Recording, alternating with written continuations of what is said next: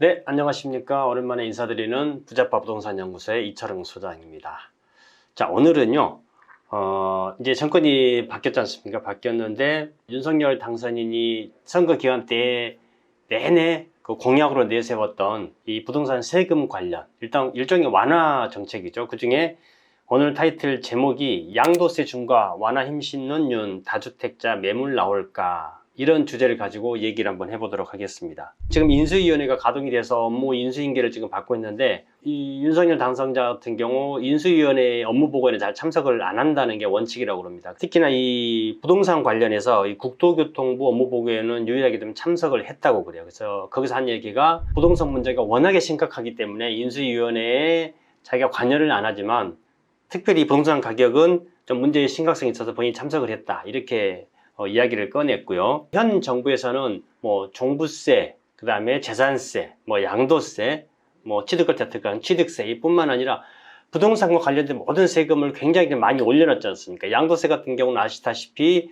최고 세율이 45%짜리가 있습니다. 이 45%짜리는 그냥 언론에는 뭐 최고 세율이 75%다. 그래서 주민세까지 합치면은 82.5%. 그러니까 집 하나 팔면은 82.5%를 세금을 내야 된다, 이렇게들 많이 알고 계시는데, 이거는 최고로 이익을 많이 남겼으면 최고 세율을 적용했을 때입니다. 보통 이제 45%라고 하는 게 사서 팔은 차액, 여기에 세금 다 빼고 순수하게 남는 차액이 10억이 넘어갈 경우에 이제 45% 세율이거든요. 여기에 이제 75%가 나오는 이유는 1주택자다 그러면 45%를 내는데 2주택자 같으면은 20% 할증이 붙습니다. 그래서 65%가 되는 거고, 3주택 이상자다 그러면은 30% 갈증이 되기 때문에 45% 플러스 30% 그러면 75%가 되는 거죠. 75%에 지방세 10%를 더하게 되면은 82.5%. 그러니까 양도세에서 가장 높게 나올 수 있는 세율은 차액이 뭐 10억대 이상을 남겼을 경우에 82.5%가 된다. 이렇게 기본적인 내용은 좀 알고 계셔야 될 것 같고요. 지금 현재 문재인 정부에서 이 보유세를 많이 올리다 보니까 어떤 상황이 생겼냐면은, 특히나 강남 3구를 중심으로 증여 건수가 그렇게 많이 늘어났습니다. 얼마 전 뉴스 보도를 보니까 서울의 아파트 거래량이 1000건 아래로 떨어졌다, 이렇게 이 얘기를 기사 나온 걸 봤거든요. 보통 서울에 뭐 거래가 많이 됐을 경우 이제 만 단위까지도 되고 보통 이제 7, 8천 건 됐었었는데, 부동산 주택의 거래 건수가 이렇게 1000건 이하로 떨어졌는데, 반면에 증여 건수가 오히려 아파트 매매 건수보다 더 많아지는 이런 상황이 생겼습니다. 자, 이렇게 생긴 이유가 뭐냐면은, 양도세율을 지금 최악의 경우에 75% 플러스 주민세까지 합친다 그러면 82.5%, 그러니까 75%가 넘어가다 보니까 다들 팔아서 양도세를 내서 물건을 없애버리는 이 증여를 택한다는 거죠. 참고로 말씀드리면은 증여 같은 경우에는 10%, 20%, 30% 세율입니다. 이 세율 자체가. 그럼 10% 같은 경우는 증여나 상속 가표 자체가 1억일 때의 10%고요. 그 다음에 5억이다 그러면 20%. 30억이 넘어가야지 최고 세율이 40%거든요. 근데 증여나 상속에서는 30억이 넘어가야지 최고 세율은 40%를 묻는데, 양도세 같은 경우는 차액이 10억만 넘게 나와도 45%의 다주택자 같은 경우 30%를 플러스를 하면은 75%가 된다는 거죠. 그러니까 양도세 75%를 내고 파는 거하고 증여세 40% 내지 30%를 내고 자식한테 넘겨주는 거하고 부모가 어떤 걸 택하겠습니까? 당연히 증여로 많이 돌아갈 수밖에 없죠. 그래서 윤석열 당선자 같은 경우는 선거 기간 내내 보유세를 완화를 하겠다. 그 중에 하나가 이제 양도세 완화, 이 내용이 될 수 있을 것 같습니다. 양도 차액이 10억이 넘어가는 경우에, 10억을 초과하는 경우에는 양도세율이 45%에 있다가 3주택자 이상 같은 경우는 30%가 할증이 되니까 75%라고 말씀드렸잖아요. 그럼 이 45%를 내가 양도세를 좀 낮춰줄게, 한 20%로 25% 이렇게 확 낮춰, 이러려고 그러면은 여야 합의가 됩니다. 법률이 개정이 돼야 되기 때문에.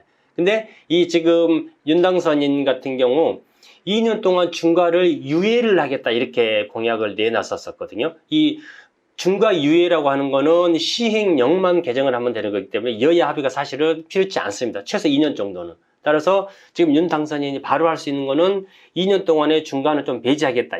이거는 설령 야당에서 협조를 안 해준다고 하더라도 끌고 갈 수 있는 부분이거든요. 따라서 다주택자분들 같은 경우 적어도 2년 이내, 2년까지는 이 양도세 중과가 조금 유예가 될 수 있다. 이렇게 좀 보셔도 될 수 있을 것 같고요. 부동산 가격 상승, 하락 이걸 가지고 굉장히 좀 말이 많지 않습니까? 자, 이렇게 제가 결론을 모아서 드린다 그러면 지금 문재인 정부 같은 경우에는 다주택자들을 거의 뭐 죄인 취급하다시피 해서 예전에 많이 줬던 임대사업자에 대한 혜택, 그다음에 다주택자에 대한 중과세, 보유세 중과 이렇게 해가지고 사실 선거 기간 동안 굉장히 인심을 많이 잃었거든요. 그래서 주변에 보면은 부동산 정책 때문에라도 윤당선인을 찍었다 이런 내용들을 제가 상담하면서도 많이 좀 들었었어요. 반대로 인심을 많이 잃은 거는 가격이 많이 올랐음에도 다주택자들의 인심을 지금 현재 민주당에서는 좀 많이 잃은 상황이 생긴 거라고 볼 수가 있겠습니다. 따라서 지금 현재 정부 같은 경우에는 세율, 그 다음에 무슨 뭐 다주택자에 대한 규제, 각종 규제를 옥죄했었습니다. 근데 옥죄는데도 불구하고 부동산 가격은 결국은 어떻게 됐습니까?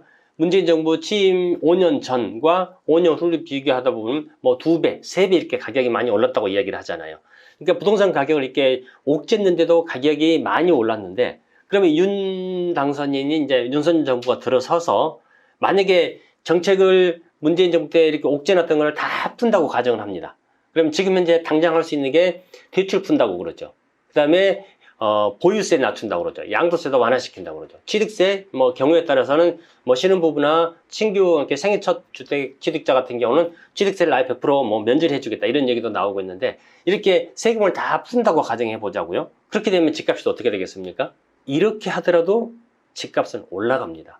그러면은 이 부동산이라는 것도 가격이 철저하게 우리나라는 이제 자본주의 시장 경제 체제를 유지를 하고 있지 않습니까? 그래서 가격이라는 건 시장 가격에 의해서 정해져야 되는데, 지금 문재인 정부 같은 경우, 과거 노무현 정부도 마찬가지겠지만은 이 시장 가격을 너무 통제를 하려고 하다 보니까 가격에 왜곡이 온 거죠. 그렇게 해서 우리가 예상치 못한 풍선 효과라든지 정말 한 정부 안에 가격이 2배, 3배 올라가는 그런 상황도 지금 생긴 거라고 좀 볼 수가 있습니다. 따라서 지금 차기 정부 같은 경우는 다주택자들, 특히나 주택 임대사업을 내놓으신 분들이 많은 기대를 하고 있는 것 같아요. 뭐든지 많이 풀어준다고 하니까. 자, 그러면은 지금 정부에서 저 개인적인 생각도요, 양도세가 70%, 80% 넘어간다 그러면은 사실 팔아서 처분할 사람은 없습니다. 차라리 증여가 낫겠죠. 이렇게 해서 양도세를 완화를 시켜준다 그러면은 매물이 시장에 나올 거고요. 반대로 문정부 같은 경우에는 팔고는 싶은데 양도세가 너무 많이 나오니까 팔고 싶은데 못 팔았어요. 못 팔아서 시장에 물건이 안 나오다 보니까 가격이 올라가는 이런 상황이 생긴 거고요. 지금 윤석열 당선인 같은 경우는 이제 완화를 시켜준다 그러니까 시장에 매물이 공급이 된다 그러면은 가격은 시장 논리에서 정해지지 않습니까? 다시 말씀드리면 수요와 공급에서 정해지는 거거든요. 따라서 시장에 물건이 많이 풀린다. 그러다 그러면은 물건이 많이 풀리기 때문에 가격도 조금 뭐 보합 내지는 하락에 나올 수도 있겠지만, 이미 증여로 팔거나 또 다주택을 세금을 감안하더라도 가져가겠다고 하시는 분들 같은 경우에는 세금 내린다고 하더라도 계속 가져가거든요. 왜냐? 결론은 부동산 정책을 옥죄든지 풀어주든지 간에 결국 가격은 우상향한다. 이런 이미 지난 시간대, 지난 세월 동안에 많이 학습이 되어 있기 때문에 그런 분들이 좀 많지 않을까 이렇게 좀 생각을 해봅니다. 자, 오늘은 윤석열 당선인의 대통령 선거 공약이었던 세금 완화 부분을 가지고 좀 말씀을 좀 드려봤는데요. 아무래도 부동산 시장에는 긍정적인 효과는 미치려고 봅니다. 개인적으로. 일단 세금이 완화가 된다 그러면 팔고 싶은 사람 팔고, 또 그분들이 내놓은 물건을 일반 매수자들이 또 사는 사람 좀 사고요. 이렇게 해서 시장이 활성화가 돼서 가격이 싸든지 비싸든지 시장 가격으로 왜곡 없이 형성이 돼야지, 정부에서 인위적으로 정책을 가지고 무슨 뭐 법을 가지고 이렇게 조이려고 그러면은 더 큰 부작용이 일어난다. 이게 오늘 이 소장의 결론이 되겠습니다. 자, 다음 주에도 더 따끈따끈한 부동산 소식을 가지고 찾아뵙겠습니다. 시청해 주셔서 감사합니다.